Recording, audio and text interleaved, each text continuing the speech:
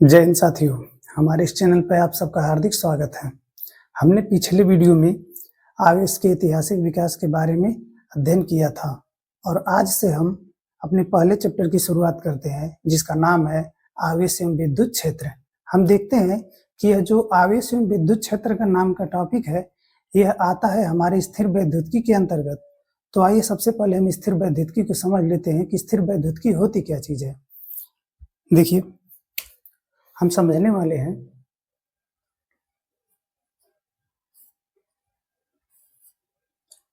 स्थिर वैद्युतिकी के बारे में।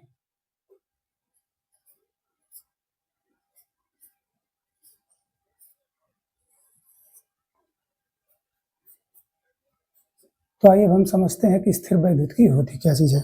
देखिए, मान लेते हैं कि एक आवेश है जो स्थिर अवस्था में है, या जो आवेश है यह स्थिर अवस्था में।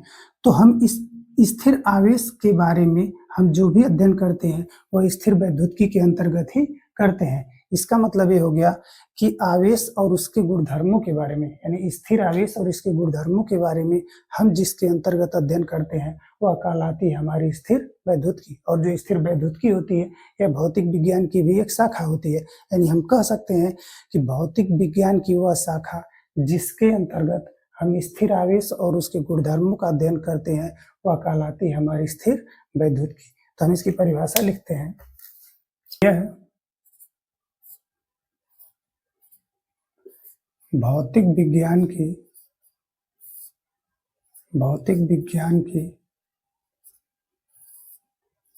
वह शाखा है।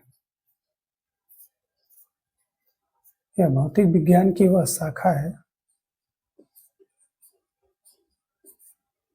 जिसके अंतर्गत स्थिर आवेश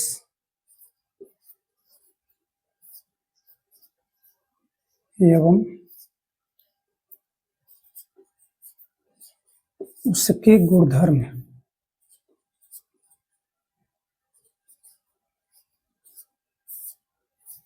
का अध्ययन किया जाता है।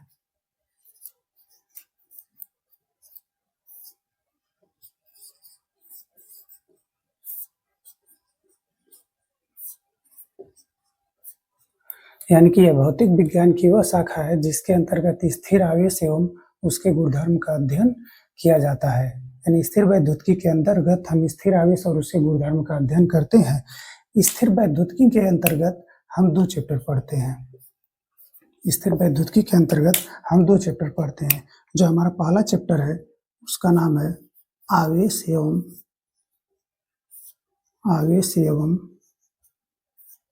विद्युत क्षेत्र,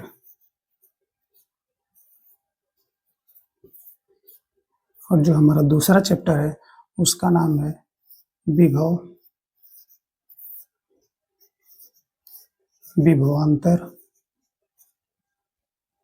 विभवांतर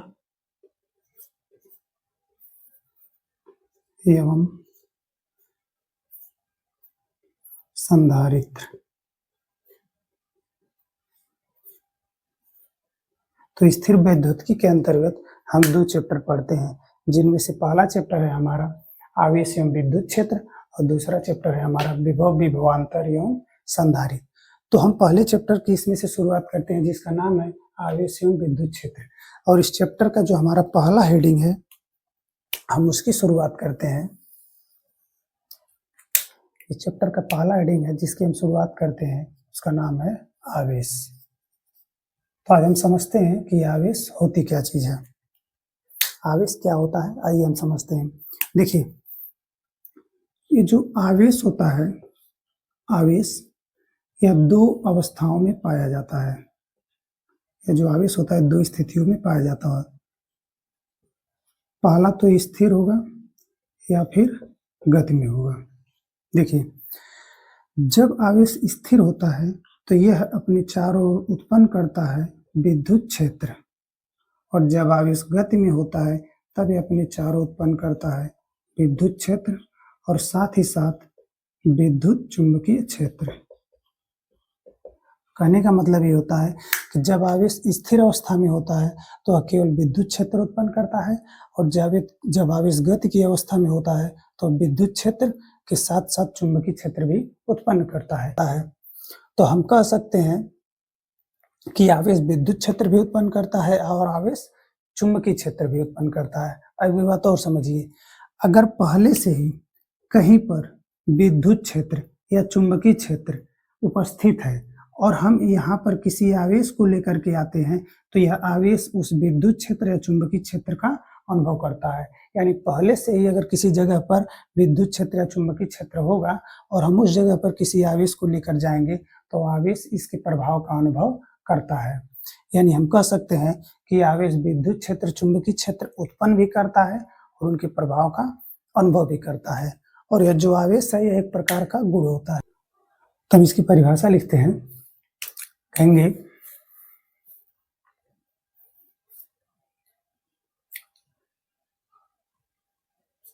आवेश किसी वस्तु का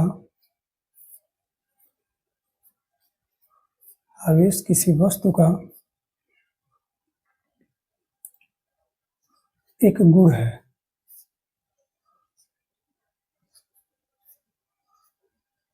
आवेश किसी वस्तु का एक गुण है जो विद्युत क्षेत्र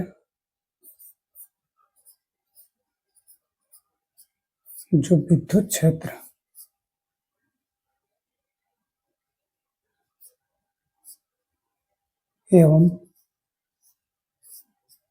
चुंबकीय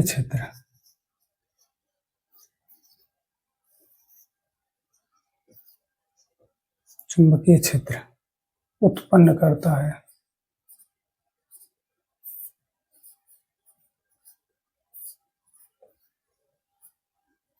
तथा उनके प्रभाव का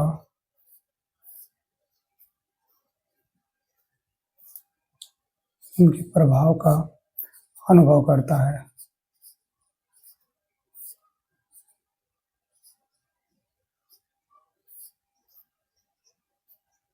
यह कहलाता है हमारा आवेश। यानी आवेश किसी वस्तु का वह गुण है जो विद्युत क्षेत्र एवं चुंबकीय क्षेत्र उत्पन्न करता है तथा उनके प्रभाव का अनुभव करता है। आगे हम देखते हैं कि ये जो आवेश होता है इसे हम स्मॉल q से प्रदर्शित करते हैं। इसे q से प्रदर्शित करते हैं।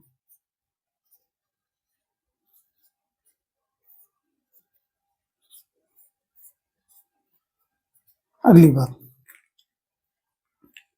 बात, यह जो आवेश है यह एक अदिश राशि है।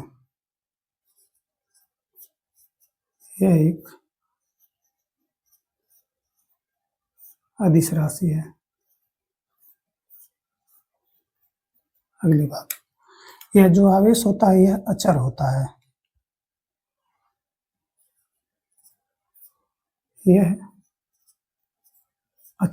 है।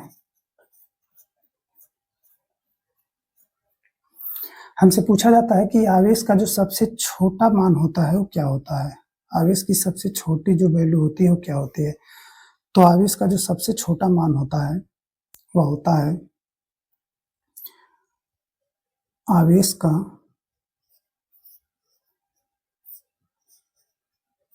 न्यूनतम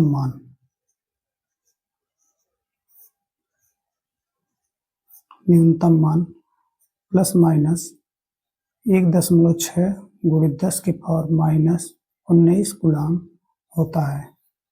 याद रखिएगा, आवेश का जो न्यूनतम मान होता है वह 1.6 गुणित 10 की पावर माइनस 19 कूलम होता है। हम प्लस माइनस इसलिए लिखे हैं, प्रोटॉन के लिए धनात्मक होता है, इलेक्ट्रॉन के लिए ऋणात्मक होता है। और हम इसके सूत्र की बात करते हैं। इसका जो सूत्र होता है, ध्यान से देखिएगा, इसका जो सूत्र होता है, क्लास 10 में हमें फार्मूला पढ़े थे कि आवेश बराबर होता है विद्युत धारा गुणे समय। तो आवेश को हम Q से प्रदर्शित करते हैं, विद्युत धारा को I से, समय को T से। यानी जो हमारा फार्मूला है वो हमारा मिलता है Q बराबर I इंटू टी। इसके बाद हम इसके मात्रक को देखते हैं। मात्रक, आवेश का जो मात्रक है उसको देखते हैं। देखिए, सबसे पहले हम बात करते हैं इसके SI मात्रक की। इसका SI मात्रक होता क्या चीज है, ध्यान से देखिएगा। विद्युत धारा का जो SI मात्रक होता है वो होता है एम्पियर इंटू समय का होता है सेकंड। समय का होता है सेकंड, यानी कि आवेश का SI मात्रक होता है एम्पियर इंटू सेकंड, या इसी को हम कहते हैं कूलाम। इसी को हम कहते हैं कूलाम, तो याद रखेंगे। और इसका जो CGS मात्रक होता है,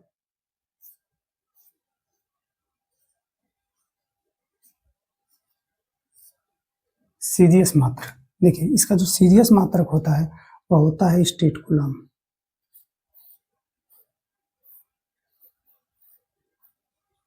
स्टेट कूलाम। हमसे कभी भी पूछा जाता है कि एक कूलाम में बताइए कितना स्टेट कूलाम होता है, तो याद रखेंगे कि एक कूलाम बराबर होता है 3 गुणे 10 के पावर 9 स्टेट कूलाम।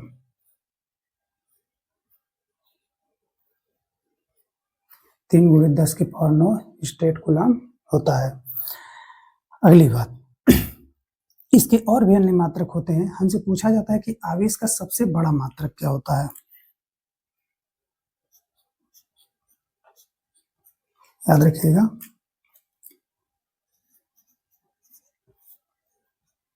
आवेश का सबसे बड़ा मात्रक, आवेश का सबसे बड़ा मात्रक जो होता है वो होता है आपका फैराड। फैराड होता है। फैराड को हम कैपिटल F से प्रदर्शित करते हैं।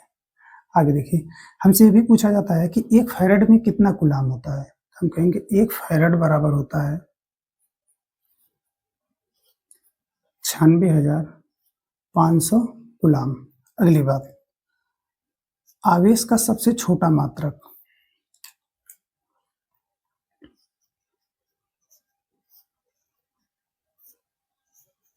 आवेश का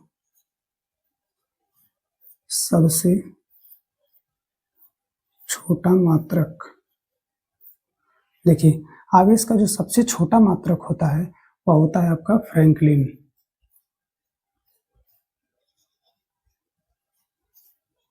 फ्रैंकलिन होता है। स्क्रीनशॉट आप लीजिए, बाकी हम इस सबको मिटाते हैं फिर आगे देखते हैं।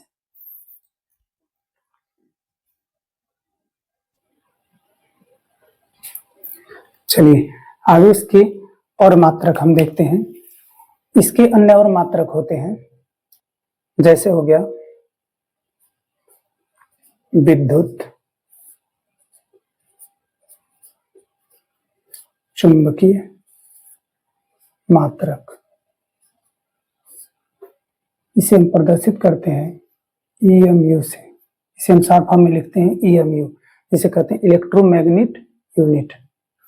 Electromagnet unit. Electromagnet unit, electromagnetic unit. देखिए, हम लिख सकते हैं, हमसे पूछा और हम देखते हैं कि एक कूलाम में 1/10 इलेक्ट्रोमैग्नेट यूनिट होता है, यानी एक कूलाम में 1/10 EMU होता है। और भी इसके अन्य मात्रक होते हैं, जिसके लिए हम एक शॉर्ट ट्रिक याद रखेंगे। हम आपको जो अन्य और इसके मात्रक बताने जा रहे हैं इसे आप जरूर याद रखिएगा, क्योंकि आगे आपके न्यूमेरिकल में काम आएगा, जिसके लिए हम आपको एक शॉर्ट ट्रिक बताने जा रहे हैं। ध्यान से देखिएगा, आप याद रखिएगा मी मा नैपी, याद रखिएगा मीमा नैपी, एक साथ नाम याद रखिएगा। सभी अक्षरों को हम तोड़ कर लिखते हैं, पहले मी, उसके बाद मा,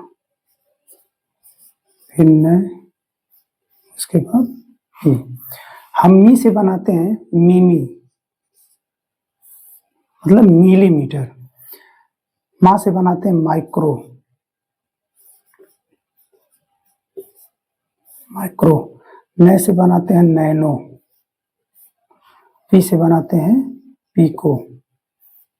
देखिए इन सब की जो वैल्यू होती है वह स्टेट वैल्यू होती है, यानी इनकी वैल्यू घटती बढ़ती नहीं है। अगर हमसे बात करते हैं 1 मिली की, और हम सबके आगे 1 लगा देते हैं, देखिए 1 मिलीमीटर की जो वैल्यू होती है 10 की पावर -3। 1 माइक्रोमीटर की जो वैल्यू होती है 10 की पावर -6, और 1 नैनोमीटर की जो वैल्यू होती है 10 की पावर -9, और 1 पिकोमीटर की जो वैल्यू होती है 10 की पावर -12। हम देखिए क्या करते हैं, सबके आगे कुलाम लगा देते हैं, कुलाम। तो हमसे पूछा जाएगा एक मिली कुलाम में कितना कुलाम होता है, हम इसके आगे भी कुलाम लगा देंगे, यानी 1 मिली कुलाम में होता है 10 की पावर -3 कुलाम। ठीक उसी प्रकार से हो जाएगा 1 माइक्रो कुलाम में 10 की पावर -6 कुलाम, 1 नैनो कुलाम में 10 की पावर -9 कुलाम, 1 पिको कुलाम में 10 की पावर -12 कुलाम। तो आप याद रखिएगा, इसको आपके न्यूमेरिकल में आगे काम आएगा। चलिए इसके आगे हम देखते हैं,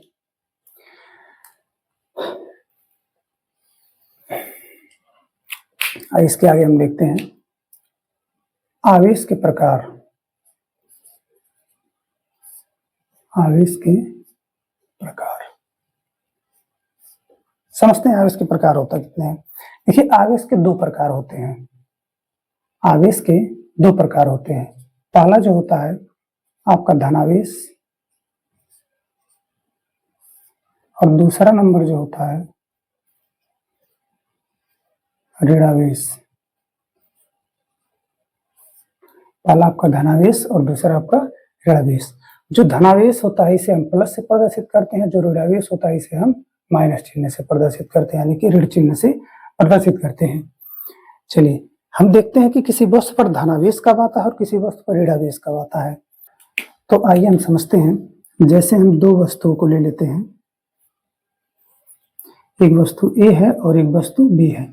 जो वस्तु ए है इसमें प्रोटॉनों की जो संख्या है वह 10 है और इलेक्ट्रॉनों की जो संख्या है वो 8 है। तो प्रोटॉन जो होता है धनात्मक होता है, इलेक्ट्रॉन जो होता है वो ऋणात्मक होता है।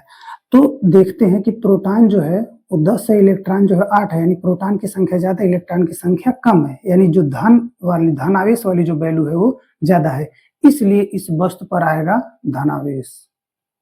धनावेश यानी कि इसमें जो इलेक्ट्रॉन है क्या है, कम है। अगली बात, इस वस्तु में हम मान लेते हैं कि जो प्रोटॉन की संख्या है वह 10 है और जो इलेक्ट्रॉन की संख्या है वह 12 है। तो हम देख रहे हैं कि इसमें जो इलेक्ट्रॉनों की संख्या है वो प्रोटॉनों की संख्या से ज्यादा है, तो इस वस्तु पर जो आएगा आवेश वो आएगा आपका ऋणावेश। इस वस्तु पर आपका आता है ऋणावेश, क्योंकि इसमें इलेक्ट्रॉन जो है ज्यादा है।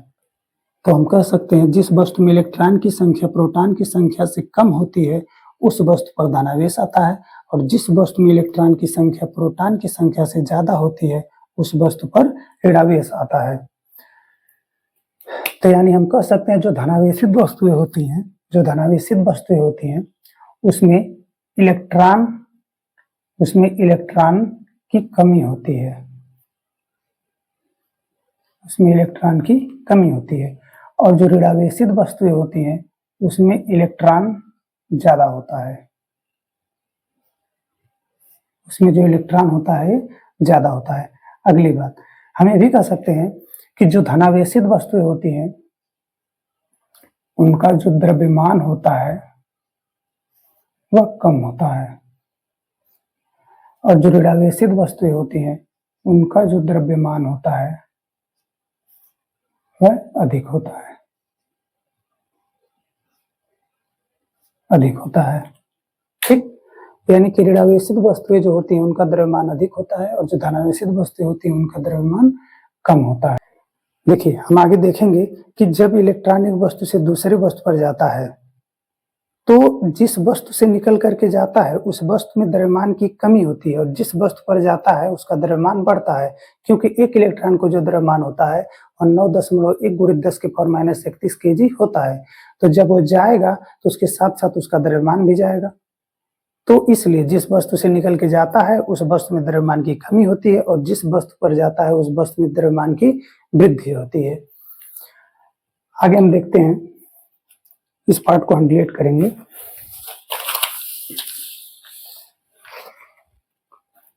देखते हैं कि जो सजाती आवेश होते हैं, जैसे प्लस और प्लस, माइनस माइनस, ये जो सजाती आवेश होते हैं, सजाती आवेश, इनके बीच प्रतिकर्षण बल लगता है, प्रतिकर्षण बल लगता है। और जो विजातीय आवेश होते हैं,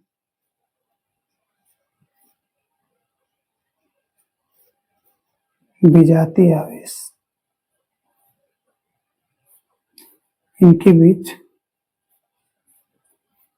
आकर्षण बल लगता है। तो याद रखेंगे, सजातीय आवेशों के बीच प्रतिकर्षण बल लगता है और विजातीय आवेशों के बीच आकर्षण बल लगता है। तो आज के लिए बस इतना ही, फिर इसके आगे हम अगले वीडियो में देखेंगे। आप सबके लिए हम एक क्वेश्चन देते हैं जिसका जवाब आप अपने कमेंट बॉक्स में दीजिएगा। आप ये बताइएगा कि जो आवेश होता है यानी जो इलेक्ट्रॉन होता है वह अस्थायी होता है कि अस्थायी होता है। इसका जवाब आप कमेंट बॉक्स में जरूर दीजिएगा। फिर मिलते हैं हम आपसे अगले वीडियो में, तब तक के लिए जय हिंद, जय भारत।